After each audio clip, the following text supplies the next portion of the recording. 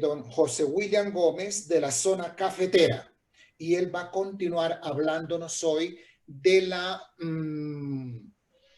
encíclica Salvados por la Esperanza, o por la esperanza fuimos salvados, y entonces lo vemos ahí lo veo en la Plaza de San Marcos en Venecia. ¿Cómo le luce el fondo de la Plaza de San Marcos? Muy bien, don William. Delegado zona cafetera, presidente del secretariado de Manizales. Don José William, los micrófonos son suyos. Tiene 30 minutos. Muchísimas gracias, Luis Alberto. Un saludo muy cordial para todos. Agradezco primero al Señor que me ha dado la oportunidad de estar en esta pequeña presentación para tratar de entender un poquitico a nuestro Papa Emérito Benedicto XVI, que realmente es un Papa que nos ha dejado mucha enseñanza, pero que no es fácil leer. Ustedes lo van a ver a través de las diferentes exposiciones que hemos hecho, la que hizo José Luis y las que seguirán. Pero con la ayuda del Señor, obviamente todos estamos aquí unidos y reunidos para poder entonces entregar esta partecita de esta encíclica. Me correspondieron los numerales 9 al 16, pero por solicitud de nuestro compañero Federico, lo hice hasta el número 15, obviamente con el visto bueno de Luis Alberto, que es al fin y al cabo quien maneja esta escuela. Entonces, sin más preámbulos, entremos entonces a ver qué es lo que nos dice el Papa Benedicto en esta encíclica Salvados por la Esperanza. Comienza el Papa hablando de una cita bíblica muy importante, la carta a los Hebreos, en el capítulo 10, versículo 36. ¿Qué nos dice el Papa? Nos dice lo siguiente. Voy aquí a minimizar un poquitico la pantalla para poder estar observando la presentación, y nos dice que partiendo de una cita bíblica muy especial, la carta a los Hebreos dice, pues tienen la necesidad, a ver que aquí esto me sigue jugando sucio un poquitico, voy a tratar de estar, ahora sí, pues tienen la necesidad de perseverar para que cumpliendo la voluntad de Dios obtengan la promesa. Y es que para explicar este texto bíblico, el Papa Benedicto utiliza dos palabras que en griego vamos a mirar qué significa. Hipomone o hipómone e hipóstole. Y vamos a arrancar por la primera porque es precisamente la que tiene que ver con la paciencia, la perseverancia y la constancia, que es su verdadero significado. Hipomone. Se traduce paciencia, perseverancia y constancia. Y esas tres virtudes las debemos tener todos los que somos creyentes, porque realmente si no tenemos paciencia, pues no vamos a poder evangelizar a otras personas. Si no hay perseverancia en nuestra vida cristiana, difícilmente vamos a alcanzar lo que pretendemos. Y la constancia va de la mano de la perseverancia. Pues todo creyente necesita esperar soportando pacientemente las pruebas para poder alcanzar la promesa, que ya vamos a mirar cuál es. Y el Papa entonces nos lleva al antiguo judaísmo y dice que esa palabra se usó expresamente para designar la espera de Dios, muy característica en el pueblo de Israel, que estuvo esperando al Mesías durante mucho tiempo. Pues ese perseverar en la fidelidad a Dios, basándose en la certeza de la alianza que ese pueblo había construido con Dios, y en medio de un mundo que contradecía y que hoy todavía contradice a Dios en muchos de los aspectos. Pues entonces esa palabra, hipómone o hipomone, indica una esperanza vivida, una existencia basada en la certeza de la gran esperanza, como titula esta encíclica del Papa Benedicto. Y en el Nuevo Testamento, esta espera de Dios, este estar de parte de Dios, asume un nuevo significado porque Dios se ha manifestado en Cristo. Termina el Nuevo Testamento, arranca el Nuevo con la manifestación de Cristo que se hace presente entre nosotros. Y miramos la segunda palabra, hipóstole, que ya expresa algo totalmente diferente, y es el retroceder de aquellos que no se arriesgan a decir abiertamente y con franqueza la verdad, de aquellos que les da miedo proclamar a Dios delante de los hombres. Por eso nos trae la encíclica dos dos citas muy importantes. La carta a los Hebreos, capítulo 10, versículo 39, que dice: nosotros no somos de los que retroceden cobardemente y terminan sucumbiendo, y un poquitico más. Y la segunda carta a Timoteo caracteriza la actitud de fondo que debe tener todo cristiano con una bella expresión: Dios no nos ha dado un espíritu de temor, sino de fortaleza, de amor y de buen juicio. Si nosotros tenemos claro eso, sabemos que tenemos un espíritu de fortaleza, de amor, que es el amor de Dios, y de buen juicio, pues obviamente nuestra evangelización tendrá que ser cada día más importante. Y ahí estamos hablando del numeral 9, pero ya en el numeral 10 comienza un tema bien interesante: la vida eterna. Y comienza el Papa preguntándose eso: ¿la vida eterna qué es? Y entonces nos dice el Papa Emérito que hasta ahora hemos hablado en estos numerales anteriores de la fe y de la esperanza, eso en el Nuevo Testamento y en los comienzos del cristianismo. Por eso estamos hablando de esas dos palabras, especialmente el hipóstole, la hipómone, que es la fe y la esperanza que tenemos todos, y la certeza de que ese Cristo va a estar en nuestra vida, y esa era la misma certeza que tenía el pueblo israelita. Pero también debemos tener claro que no estamos hablando solo del pasado.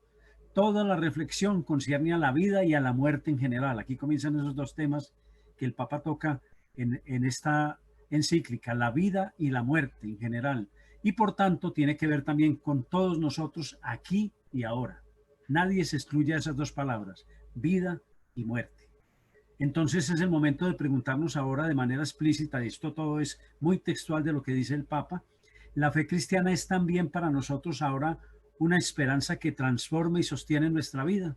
Lo hace a manera de interrogante. Y sería el interrogante que tendríamos que trazarnos cada uno de nosotros. ¿Esa fe que decimos profesar es para nosotros una esperanza que transforma y sostiene nuestra vida cristiana? Queda la respuesta ya personal de cada uno. Y en esa búsqueda de la respuesta, el Papa nos lleva al rito del bautismo y nos recuerda ese diálogo que hay entre el sacerdote y el padre de familia especialmente. Y entonces el sacerdote le dice a los padrinos, pero especialmente a los padres: ¿qué piden a la iglesia? Y ellos responden: la fe. ¿Y qué te da la fe? La respuesta es: la vida eterna. Pues según este diálogo, los padres buscan para el niño la entrada en la fe, la comunión con todos los creyentes a través de la iglesia, porque ven en esa fe la llave para alcanzar lo que ustedes y yo estamos buscando: la vida eterna. Y es que en efecto, en el bautismo, cuando uno se convierte en cristiano, se trata de esto. No es solo un acto de socialización dentro de la comunidad, es que hoy bautizamos a este niño o a esta niña. Ni solamente de acogida en la iglesia: bienvenido a la iglesia. Los padres esperan algo más para ese bautizando. Esperan que esa fe, de la cual forma parte el cuerpo de la iglesia y sus sacramentos, le dé la vida eterna a ese niño o a esa niña que va a ser bautizado o que acaba de ser bautizado. Y pregunta nuevamente el Papa, porque vuelvo y repito, he tratado de ser muy textual en lo que el Papa quiere, porque es al fin y al cabo el autor de la encíclica. Pregunta esto: ¿de verdad queremos esto? Tú y yo queremos esto, vivir eternamente. Y aquí viene una serie de contradicciones que de pronto nosotros no hemos pensado un poco de fondo. Pues dice el Papa que tal vez muchas personas rechazan hoy la fe simplemente porque la vida eterna no les parece algo deseable. La vida eterna. ¿Valdrá la pena alcanzar esa vida eterna? Pues para el cristiano, para el católico de hoy, seguir viviendo para siempre, es decir, sin fin, parece más una condena que un don. O sea, si nos dijeran: usted nunca se va a morir, usted va a permanecer en la tierra por los siglos de los siglos, pues realmente sería una situación bien difícil para cada uno de nosotros, porque buscamos todos aplazar la muerte lo más posible. Todos, en el fondo, en mayor o en menor grado, podemos tenerle miedo a la muerte. Pero vivir siempre sin un término solo sería, a fin de cuentas, aburrido y un final insoportable. Miremos la realidad de la historia humana. Nosotros, cuando estamos jóvenes, estamos llenos de vigor, de energía, pero a medida que transcurren los años, ya ese cuerpo no responde de la misma manera, y muchos quizás en un momento dado han llegado a anhelar la muerte. pues ese es el final insoportable que alcanzaríamos si no hubiera esa esperanza en la vida eterna. Sería un vivir y vivir y simplemente vivir. Pero para el católico es algo muy diferente. Y entonces nos trae el Papa una remembranza de un padre de la iglesia, Ambrosio, en un sermón fúnebre que tuvo en la despedida de un difunto llamado Sátiro.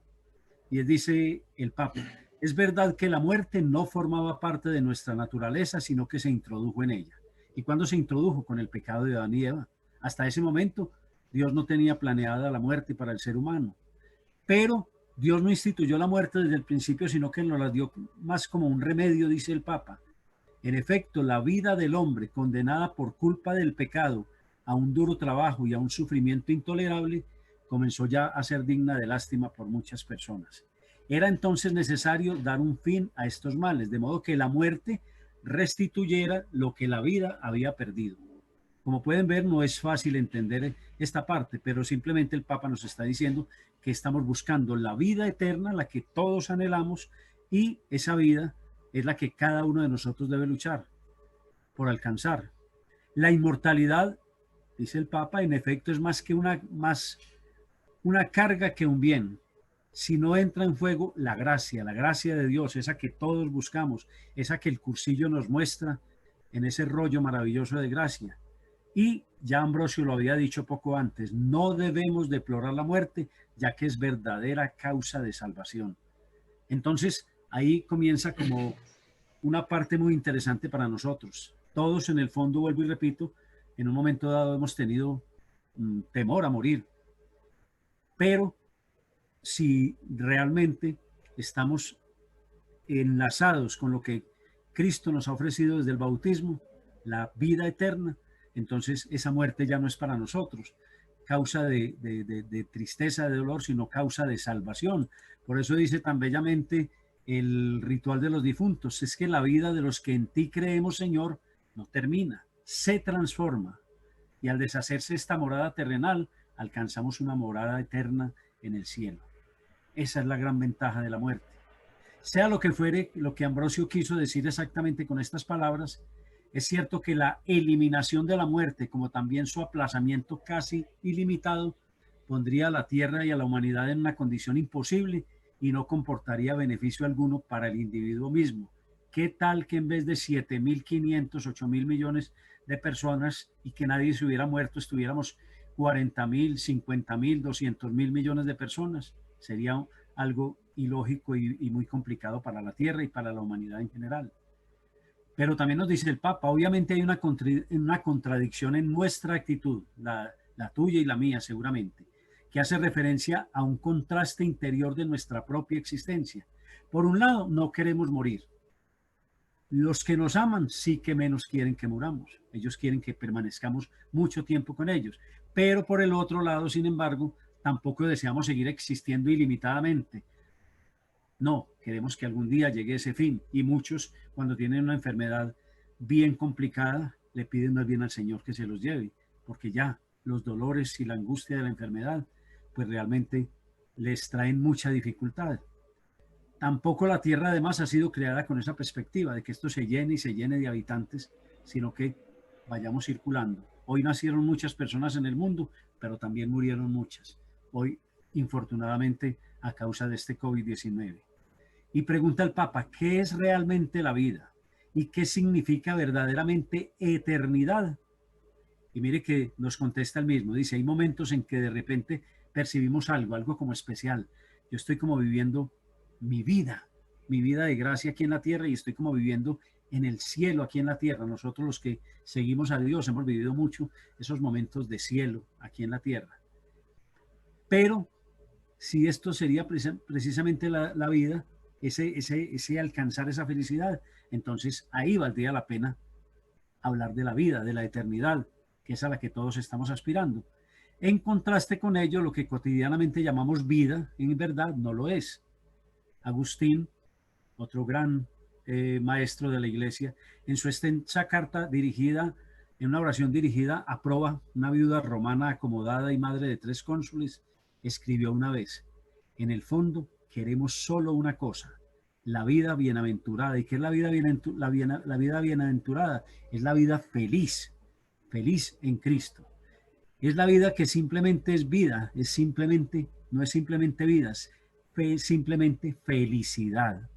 Ah, qué rico, qué bien que alcancemos esa vida eterna, porque esa es la vida de la felicidad. Al fin de cuentas, es lo que todos pedimos en nuestra oración. Y dice también Agustín que, pensándolo bien, no sabemos en absoluto nosotros lo que deseamos o lo que quisiéramos concretamente. Desconocemos de toda esta realidad porque nos trae a relación la carta a los Romanos en capítulo 8:26. No sabemos pedir lo que nos conviene y es el mismo Espíritu el que intercede por nosotros.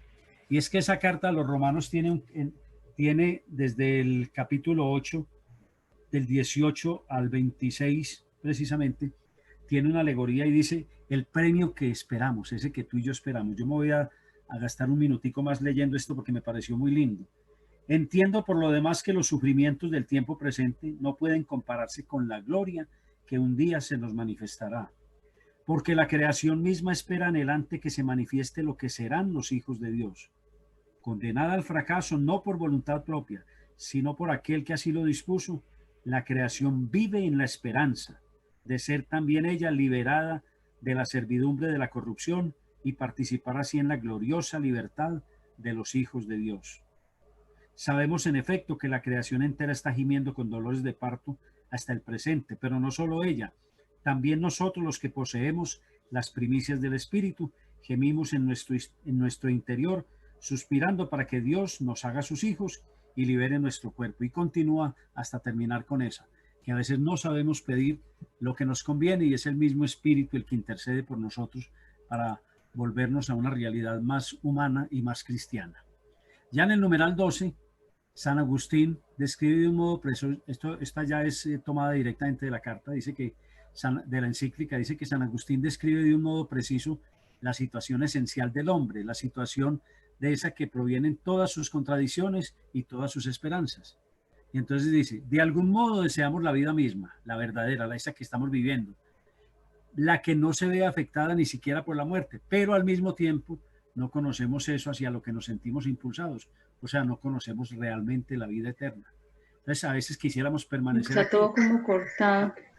Señor, dime. ¿Se está escuchando cortado? Bueno. Está escuchando bien. Bueno. Bien, se oye bien. Dice que entonces deseamos esta vida, esta que tú y yo estamos viviendo, pero no, al mismo tiempo no conocemos la realidad de esa vida eterna a la que nos sentimos impulsados y por la que buscamos diariamente ser cada día mejores. Entonces la expresión vida eterna trata de dar un nombre a esta desconocida realidad conocida. Mire el juego de palabras del Papa. Desconocida realidad conocida. Es por necesidad una expresión insuficiente que crea confusión. ¿Y por qué la crea? Porque en efecto eterno suscita en nosotros la idea de lo interminable. Entonces sería una vida interminable. Y eso nos da miedo. Pero vida nos hace pensar en la vida que conocemos, que amamos y que no queremos perder. Entonces podemos únicamente tratar de pensar que este momento es la vida en sentido pleno y sumergirnos de nuevo en la inmensidad del ser, en la mía, a la vez que estamos desbordados simplemente por la alegría. Esa alegría que nos trae Cristo a nuestra vida. En el Evangelio de Juan, Jesús lo expresa así. Dice así, Juan 16:22, pues lo mismo ustedes, de momento están tristes, pero volveré a verlos y de nuevo se alegrarán con una alegría que nadie les podrá arrebatar. Esa es la esperanza, esa es la confianza, esa es la verdadera vida eterna. Tenemos entonces que pensar en esta línea si queremos entender el objetivo de la esperanza cristiana, que es lo que esperamos de nuestra fe, de nuestro ser con Cristo. Ya el numeral 12 nos hace una pregunta. ¿Es individualista la esperanza cristiana? Y aquí viene una enseñanza muy especial que vivimos en Cursillo realmente. Dice que a lo largo de la historia los cristianos han tratado de traducir en figuras representables este saber que no sabe. Vuelve y juega con las palabras del Papa, recurriendo a imágenes del cielo que siempre resultan lejanas, los santos, las imágenes que todos en algún momento dado, ante las que nos hemos arrodillado y a la que le hemos pedido algo. En el curso de los siglos, todos esos intentos de representación de la esperanza han impulsado a muchos a vivir basándose en esa fe. Pues el autor de la carta a los hebreos, que entre otras cosas no es San Pablo, en todo el capítulo 11 ha trazado una especie de historia de los que viven en la esperanza y de su estar en camino. Una historia que desde Abel llega hasta la época del autor de la carta a los hebreos. En los tiempos modernos se ha desencadenado una crítica cada vez más dura contra este tipo de esperanza, porque consistiría de pronto en un puro individualismo que habría abandonado el mundo a su miseria y se habría amparado en una salvación eterna exclusivamente privada. O sea, mi salvación, la salvación de Luis Alberto, la de Gustavo, la de Flora Adelaida, la de todos los que están participando esta noche en esta Escuela Nacional. Pues bien, entonces nos ilustra el Papa diciendo que el teólogo jesuita, ese teólogo jesuita, si lo coloqué yo, francés, Henri de Lubac, en la introducción a su obra fundamental Catolicismo, aspectos sociales del dogma, ha recogido algunos testimonios característicos de esta clase, uno de los cuales es digno de mención. Y pregunta entonces el teólogo, ¿he encontrado la alegría? No. ¿He encontrado mi alegría? Y esto es algo terriblemente diverso. La alegría de Jesús puede ser personal, la que tú y yo podemos haber experimentado en algún momento de la vida o en un cursillo de cristiandad, pero no puede pertenecer a una sola persona y ésta se salva. No, está en paz ahora y por siempre, pero no ella sola. Ella no, sola no puede estar, ya lo vamos a ver en el numeral siguiente. Bueno, dice que a este respecto de Lubac, el teólogo jesuita, ha podido demostrar, basándose en la teología de los padres en toda su amplitud, que la salvación ha sido considerada siempre como una realidad comunitaria, y coloqué aquí con negrillas, nos salvamos en racimo, como decimos en el movimiento de cursillos de cristiandad. Estamos en el movimiento porque conocimos a Cristo, pero lo queremos dar a conocer a otras personas, porque queremos que otros se salven. Ya no nos quedamos en esa salvación particular de la que hablamos en el numeral anterior, sino que vamos a una salvación comunitaria, a la que buscamos en cada cursillo, a esas personas que nos acompañan y que les mostramos ese rostro amable de Cristo. Por eso queremos que ellos también se salven y nos salvamos en racimo. Y esa seguirá siendo una consigna del movimiento de cursillos de cristiandad. Y eso lo ratifica la carta a los hebreos. En el capítulo 11, versículo 10, ya habla de una ciudad. Una ciudad está compuesta por muchas personas, de sólidos cimientos, cuyo arquitecto y constructor es Dios. Y por tanto, de una salvación comunitaria, como realmente la debemos tener y sentir. Pues esos padres de la Iglesia coherentemente entienden el pecado como la destrucción de la unidad del género humano, como ruptura y división. ¿Y dónde se presentó eso? Allá, en el jardín, en el Edén, cuando Adán y Eva rompen su relación con Dios. Pero en Babel, cuando comienza el hombre a construir esa torre inmensa para tratar de ser igual a Dios. Y Babel es el lugar de la confusión de las lenguas y de la separación, y se muestra como expresión de lo que es el pecado en su raíz. Por eso, la redención se presenta precisamente como el restablecimiento de la unidad en la que nos encontraremos todos juntos en una unión que se refleja en la comunidad mundial de los creyentes. Ahora, aquí en la tierra, la Iglesia. Y en la comunidad de los creyentes, la que esperamos estar todos nosotros algún día gozando del quinto día, como lo acaba de gozar nuestro querido asesor de la zona cafetera, el padre William, para encontrarnos en ese quinto día, para darnos el abrazo de duración eterna, ese que queremos darnos con nuestros hermanos, pero con Dios nuestro Salvador. Y vuelve el Papa a la carta a Proba, ya estoy terminando para que no se me asusten, en la cual Agustín intenta explicar un poco esta desconocida realidad que vamos buscando. Dice, el punto de partida es simplemente la expresión vida bienaventurada, es decir, vida feliz. Pero además nos cita un salmo, el Salmo 144, que dice, dichoso el pueblo cuyo Dios es el Señor. Qué rico que este pueblo colombiano, que es al que pertenecemos nosotros, que esta diócesis de Engativá, de Cartagena, de Cúcuta, de Bucaramanga, de Pereira, de Cartago, de Manizales o de cualquier sitio del país, sea un pueblo cuyo Dios es el Señor. Y en eso tenemos tarea tú y yo. Y continúa finalmente, San Agustín en esa carta a prueba. Dice, para que podamos formar parte de este pueblo y llegar a vivir con Dios eternamente. El precepto tiene por objeto el amor que brota de un corazón limpio, de una buena conciencia y de una fe sincera. Eso está en la carta a Timoteo, en la primera de Timoteo, capítulo 1, versículo 5. Y es que esta vida verdadera hacia la cual tratamos de dirigirnos siempre de nuevo, significa que debemos estar unidos existencialmente en un pueblo y solo puede realizarse para cada persona dentro de este nosotros. O sea, no puede ser individual, volvemos a la parte, tiene que ser comunitaria. No soy yo quien me salvo, somos nosotros los que nos salvamos. Precisamente por eso presupone dejar de estar encerrados en este propio yo y abrirnos a los demás, porque solo la apertura a este sujeto universal abre también la mirada hacia la fuente de alegría, hacia el amor mismo, hacia Dios, que es amor.